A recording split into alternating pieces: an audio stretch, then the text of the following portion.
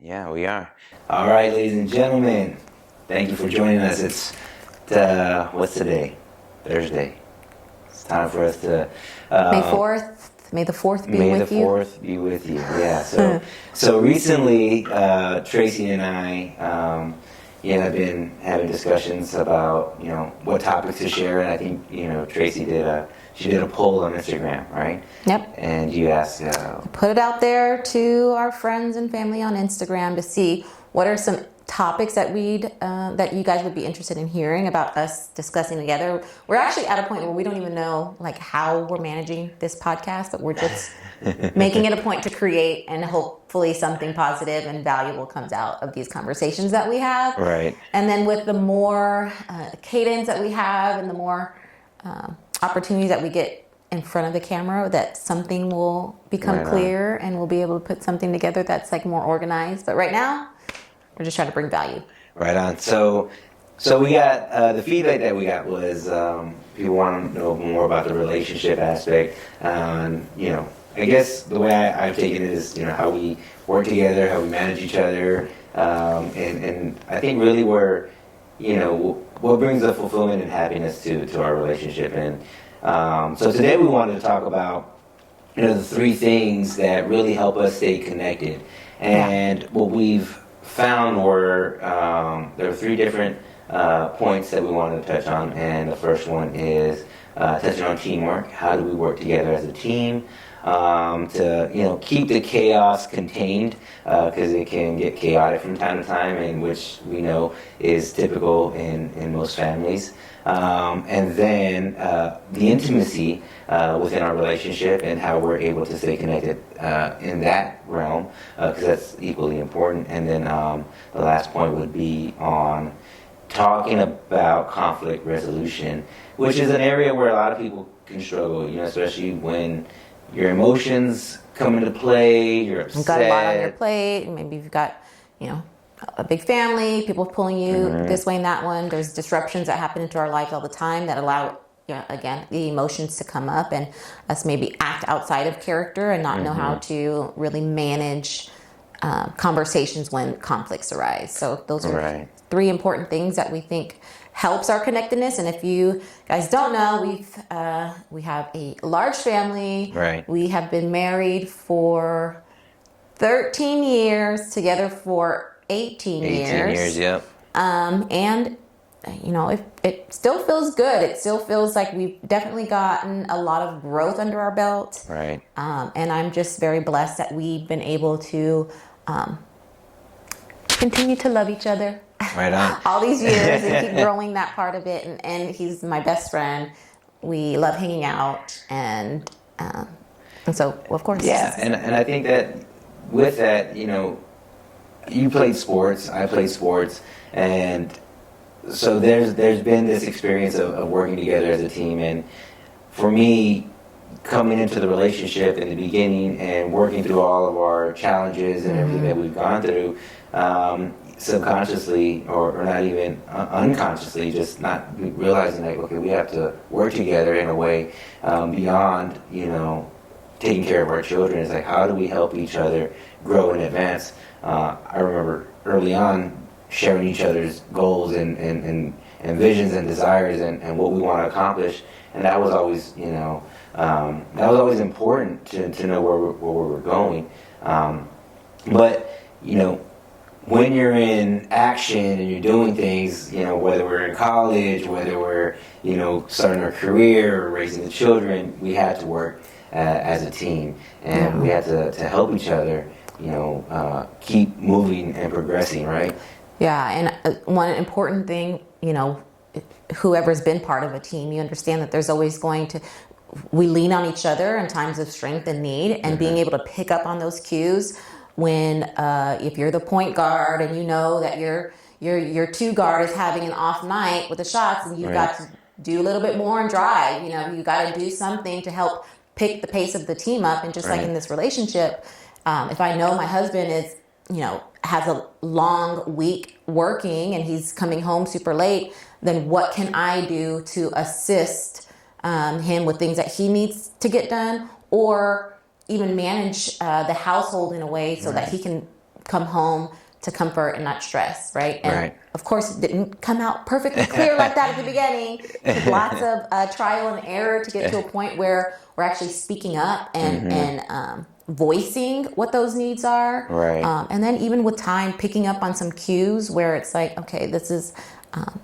and I will say that picking up on cues is probably something that's a little bit easier for me than him. I've gotten better at it. I've gotten better at it. But when I learned to really use my voice and that my voice is my friend, and it was going to be something that would allow us to connect, then we saw the difference in our relationship, and we saw what Right. that did for us. And I think to me it relates. I remember when I was in football, and this was middle school, and I remember my coach. My main position was middle linebacker, and my coach said, "Hey, Carlos, we need you on the defensive line." And I was like, "Defensive line? I'm not a defensive lineman. What are you talking about?" He's like, "I know you don't like the position, but this is where we need you. We need you in this role. We need you to get after it, and you can." And he pumped me up. He's like, "You can do. You'll be great at any position I put you in, but I need you right here." And he sold me. And I did my job. I got on the defensive line and I went at it. But it's the same thing with relationships, right? Sometimes you have to fill a position or a role for whatever that need is for that time. Whether it is staying home and cleaning up and picking up after the kids, or doing something that you just don't want to do. Yeah. And I think that's important to be aware of, because a lot of times we feel that there are, the gender roles, right? Like, well, you're supposed to just do that, and I'm supposed to just do this.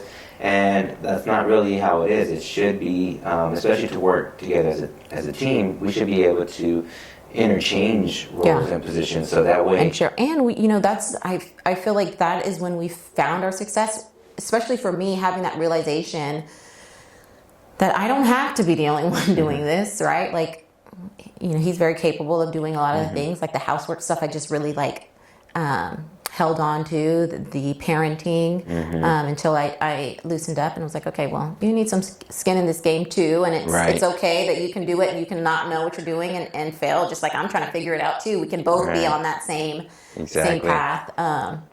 But one important thing that I want to pick up in this teamwork scenario is, being able to pick up on our own strengths and our own weaknesses, and knowing that, like, well, I am a little bit better at managing the groceries and managing these certain things of the home, that maybe the kids' extracurriculars, that's more of a strength for me. And for you, it was, being the provider and those things, but also I depend on you for the travel stuff, making those types of decisions when it comes to this, because that's just not a strength of mine. So unless you want to, take 6 months to finally make a decision on where we're going, I let that be your thing, and you can get us all set up and squared away, because that's a strength of yours, and being able to play off of that instead of saying, oh gosh, I got to do this, and this is I hate it, and it's so annoying. Engage your partner. What is he good at? What are you good at? And what would you rather, are there things that you'd rather trade off so that you guys are operating in your zones, right? Yeah, and I think that in time, and it's same thing in sports, in time, you play on the same team with somebody long enough, you actually are able to read someone's mind. Yeah, Picking up the cues. And I know, especially in young relationships, you don't really, well, I can't read your mind. I don't know what you're thinking.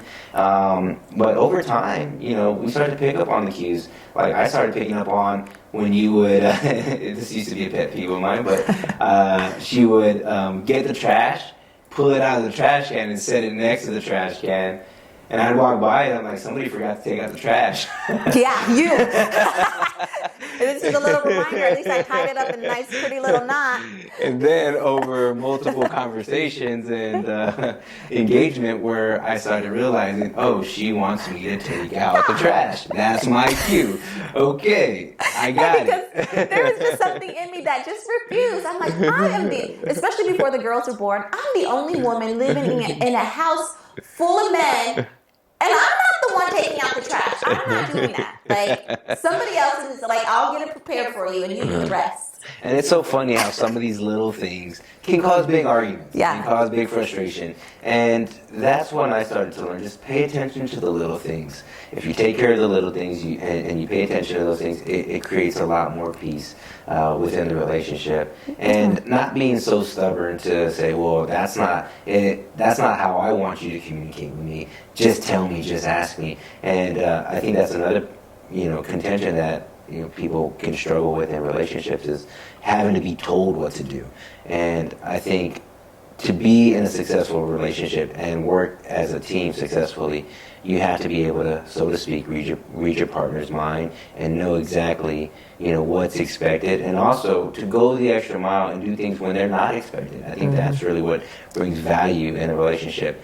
And for me, it's important because I want to make my wife happy. I want her to give me, peace of mind and allow me to just do whatever it is that I want to do. Because I do get a lot of freedom, so I'm grateful for that. And she doesn't bother me. She doesn't, nag me all the time. And it's very, very awesome because. And then we learn about what we're going to talk about in tip number 2, which is it creates a better opportunity for intimacy. Right. Right. Yeah. Because I'm recognizing that, wow, like I came home and the trash that I tied up in a knot is out in the dump, and even better, she didn't even have to tie it in a knot.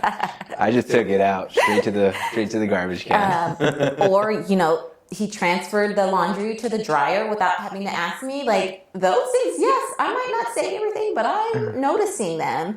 And then so because that's less for me to have to do, in the evenings when I'm trying to get all the things done, might free up a little time for some more intimacy. Some one-on-one, so, having that connection and having those opportunities, creating those opportunities for intimate moments and not just that type of intimacy, like beyond that, like being able to like dream together and really like hold hands and be in conversation with one another. Like that's the deep intimacy that then leads to those other connections. But well, I think that's important because being able to connect and have conversations and share goals and dreams and the things that we want to accomplish, I think that's part of us being allowed to create our future. So if we're spending more time in argument and disagreement because we're not working together as a team, then that kills our dreams, that kills our vision, because all we're attracting to our relationship at that point is just negative energy. And I don't want the negative energy, neither does Tracy. So we understand that about each other. So it's whenever we get to that point of, okay, well, there's something that's not making me happy, let's speak up on it and use the voice. But during the moments of intimacy, when we are able to connect and talk and dream and appreciate, express gratitude for what we have. And have conversations when things are light and feeling good, instead of, these conversations being triggered by pain and disappointment. And of course that leads to a different conversation, that leads to a different connection, right? And we've had those conversations, we've had those struggles and the contention between how we're feeling and what's going on. So for me, again, I always like to look inside and say, okay, what is it that I'm doing and what can I do better? And really understanding the value that I have on the relationship and the marriage, because without her, I know that I'm not as good as a man as I could be, right? Because we're able to communicate, because you bring out the best in me, because you've been able to encourage me to do the right things, and you're also a good source of information from the outside looking in, because you care, about how I'm growing. We're able to connect on those things, and for me, not taking that feedback as negative criticism or more as a way to be constructive and how to improve and continue to communicate and connect better along the way. So I wanted to add, which was this thing that I saw on Instagram and actually sent it to my husband on an account called Maui W. I don't know. Anyways, it says intimacy is not just sex. It is also dreaming together about hopes and desires for our future, finding ways to connect physically and emotionally after sex, trusting each other with our vulnerabilities and insecurities, cuddling and providing touch and affection in nurturing ways, sharing about pains of our past and how they impact us, which is huge. Like those stories from like what makes us the way that we are, and I think because I'm really curious about like the way why I am the way I am, and I'm glad that I get to share those insights with my husband and him not look at me like I'm crazy or like what the hell am I doing, because that's important, right? It's like, oh, when I was 7 years old, this is what happened, and that's why I act like this. It can be a little bit, but I mean that's just he accepts that from me, and it allows us to connect and understand each other in a deeper way. Non-physical compliments, talking openly, showing up as our authentic selves and knowing that we're in a safe space to do that with our partner, relaxing together after a long day, hard conversations, sending, cute texts to each other during the day, and then working together to solve problems and collaborating on solutions. Right. And what really hits home for me is looking at intimacy out of a lens that does not involve having sex all the time. And I think that's something that can be challenging for a lot of men. When we think intimacy, we think, hey, well, that means sex. I know what time it is. But it's bigger than that. And then, understanding how to gain self-control and self-discipline over those urges and desires, because I had to learn that, all right, women are not, sexual objects, right? They can be taken that way, especially in a marriage. Like, that's not going to lead to more success and more connection in the relationship. So there has to be more than just a physical act. There has to be that mental stimulation. And what I started picking up on is when we became more intimate through conversation and through goal sharing and through sharing visions, that did bring more harmony in our relationship, and that did, I feel, made me more attracted to you, feeling that you weren't objectified as just wanting to go and just get it on again, and so I understand that, all right, I need to connect with my wife. I need to ask her how her day is. I need to see what's on her mind, what's going on, what does the future look like, being able to have these conversations and really being engaged. And asking in a way where you're listening, you're really listening to hear an answer, and not just okay, I asked her this question. Now check. Now is it time? Checking the box. Yeah, because that's the other part of it, right? Is being sincere and actually really being interested, which is something that I had to learn, because for a long time I was selfish and I did care just about my own needs, my own wants, my own desires, especially as a younger, undisciplined young man that didn't have that control, where, it wasn't until we had conversations about these things that I started to learn. And I said, okay, well, hold on. And instead of me feeling defensive about it, it was more like, let me listen to her. There's some truth here. And if I want my relationship to last longer, well, then I need to take this for what it's worth and continue to connect. And not just through our own conversations, but through outside sources where I'm getting more information through my search of personal growth and personal development, and understanding, how to really connect and have a long-term successful marriage. That's really what's important. And that's important for us. That's our vows, and that's what God wants. God wants this intimacy between husband and wife, and as him in the center of our marriage, we're continuously looking at ways to, keep that connection and grow that connection, and have this allowing our spirituality to help us connect. To infuse it. To infuse it right in the center of what we're doing, what we want. And that was one thing I remember my Uncle Frank told me. He's like, the key to a successful marriage, a long-term marriage, is having a marriage with God in the center. And with that, that bond can never be broken. And that's what I desire, because I did grow up in a household where, my parents didn't stay together. And for a long time, I didn't have, an understanding that marriages were meant to last. I did see some marriages that did last, and those were the outliers. But as I got older, I was like, you know what? I can have the same thing. I can have a long-lasting marriage. I actually want a long-lasting marriage. I don't want to be hopping around from one relationship to another. And that's a lot of work. That's a lot of time to go and learn somebody else and figure out their problems. Because everyone's got them, right? Everybody has different problems, no matter who they are.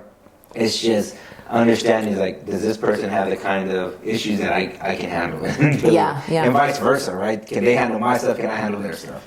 And even early on, I remember during our marriage counseling period, where it was do we both agree that this is long term? Our ideas of marriage. I remember the question that Father asked us was so who are your couples that have influenced your idea of marriage? And we did mention Uncle Frank and Aunt Cindy, but we had. We only had so many examples to pull from. And count them on one hand. And so, but we knew that we wanted that, and we wanted to be also an example, right? Exactly. And I think we, not necessarily pride ourselves in that, but we kind of look at that. We prioritize it. Yeah. I think it's a priority. And for me, it's no matter what's going on in the world, no matter what's going on at work or whatever it is that I'm doing, I want to make sure that the home is taken care of, which is another lesson that I was taught, that they said, Carlos, if you take care of the home, everything else will take care of itself. And that's all encompassing, not just literally cleaning the home and making sure it's taken care of, but or not just paying the bills. Not just paying the bills, but it's hey, are you engaged with your children? Are you engaged with your wife? Are you doing the things that you don't want to do around the home to make sure that there is a full connection? And as I started to grow, I started to realize, well, what good is my success if the people around me are not happy, right? So it's I have to make sure that I'm continuing to fuel this and share this energy that I desire with the people that I love, so I can get that back. Yeah. And that has allowed us not only to grow within our relationship, but also with the relationship of our children, and stay engaged and connected with them to help them grow. That's to me is even more important, right? Yeah. So, that's our duty as parents. Right on. Yeah. And I think that with that being said, ties into our third point, which is the conflict resolution. Conflict resolution, which right? Again is kind of a form of intimacy, right? It's that willingness to be able to talk and have conversations about hard things, that willingness to be able to connect in a way that's a little bit uncomfortable. For whatever reason, you don't want to hurt anyone's feelings. It's too emotional for you. You don't want it to ruin anything. But when you learn how to connect and talk through the negative emotions, the anger, the whatever you might be pissed off about, and being able to bring that to the table in a way where you're looking for a solution instead of just wanting to dump on some. And sometimes an emotion will create that, right? It will create and especially for me, I knew, especially in the past, I was just somebody that, okay, it's fine, it's not, I can do it and handle it, until the smallest thing would just set you off. And then it's why isn't there a trash bag in the trash can? Whatever it may be, and I really think, Tracy's been she's real easy to work with. So if she ever gets to the point of being upset, it's probably taking it pretty far. And it reminds me of times that we've had this conflict and we had to find solutions for it. And I remember a time when this was early on or kind of in the middle of my career, where I was having a lot of success, and I was going out, doing happy hours, hanging out at the bars, and I'm networking, right? And team building, right? And I'm staying out late, and I'm coming home at 2 a.m, and she tolerates it maybe once or twice, and then it's hey, you're going in the wrong direction. I'm probably saying it nicely, but but she said it and from a point of love and care, because she knew everything that we've worked and built together was at stake, and she had to let me know. And I, instead of getting defensive, I had to reflect on that and agree. I'm like, you're right. I'm going the wrong way. I need to make some changes. I need to make some pivots. I need to change my habits. And that right there flipped a switch on my mind, saying, I know what I need. I need discipline. I need self-discipline. I need to start working on myself so I can gain self-control, because I know what's happening when I put myself in these environments, and how those actions and the loss of self-control leads to more bad decisions, and then, it snowballs, and, it can get crazy, but reeling it back in early on before it becomes a bigger issue is really important to identify and make a change on. So not saying, oh, well, you're just overreacting, acknowledging it, because I know my wife, I know when she speaks up, it's probably important. Yeah. And, so I'm going to listen, and also reflecting on how far we've come together, because all that has been put into the relationship. We want it to mean something, right? So this is for us to continue to grow, overcome the obstacles and whatever it is that we're dealing with, and that way we can move on past that into the next chapter, which helps us continue to grow and have those conversations, and also not let things get out of control before it's too late. So speaking up early has become a new habit to help us resolve any conflicts and issues that we come across. Yeah, and I think I've seen my own improvement in that space, where it's just like, okay, I feel something there. Is it time to speak up? But just acting on that intuition and trusting that what I have to say is not, I intentionally don't want to, see myself as a nagger or complainer, but as somebody who has something valuable to say and to share, and to that, this is important. One thing that the conversation that you brought up made me think of, the importance of time away. And I guess this maybe could have been discussed in the intimacy part, but it also, as far as connection and conflict resolution, I remember early on us kind of not being on the same page when it came to like our time away from each other. Yes, we're connected, we're intimate, and we have these great conversations and this great relationship. But an important element of that is understanding when we need the time apart as well. Yeah, space. Yeah, that space to be ourselves, to either recharge, and to, for me, it's a space to connect with what's happening on the inside. So I know like how to show up for you.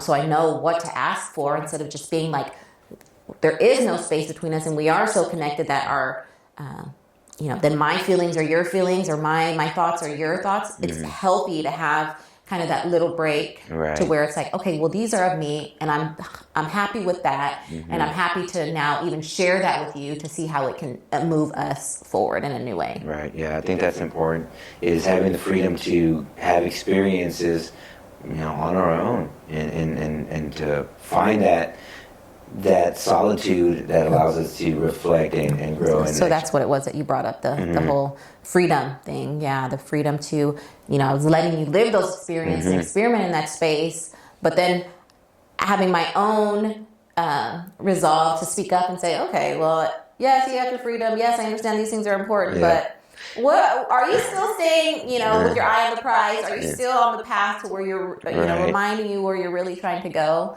And letting that be your solution, right? Not me saying, you know what, I don't think that you should be doing that, and I don't think you should be hanging out with them. But, instead of bringing it up in a way where it's like, look, this is what I'm seeing from you. Is that the direction that you're? Anyways, to wrap it up, I think we've given you guys some insight into our own connectedness, our own ways that we're able to stay in harmony with one another when it comes to our marriage and our relationship and our growth individually and together as a couple.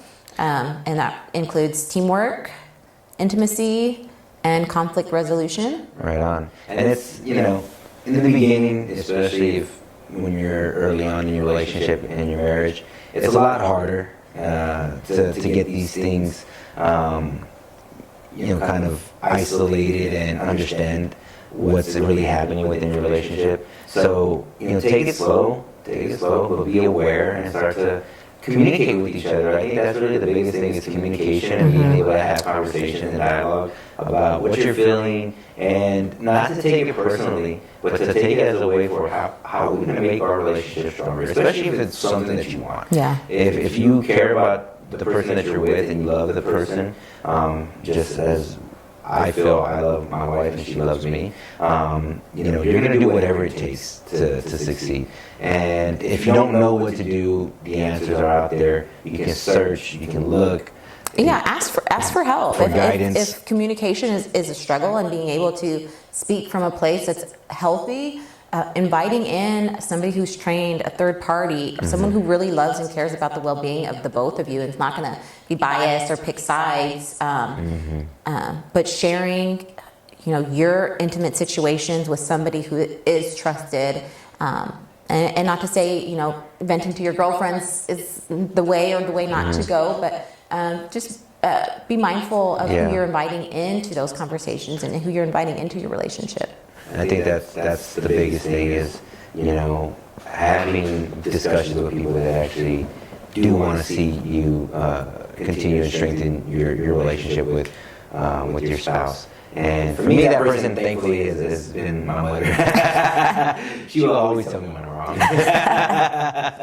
But I hope you gain some value out of our stories, and you know, if there's anything else you want to share, you know, we have more to share, plenty of experience, plenty of life that we've lived together. And we're still growing. It's not perfect, but we're always a work in progress, and we're always doing our best to grow, level up, and improve. All right. All right. Thanks for watching. Thank you. Take care.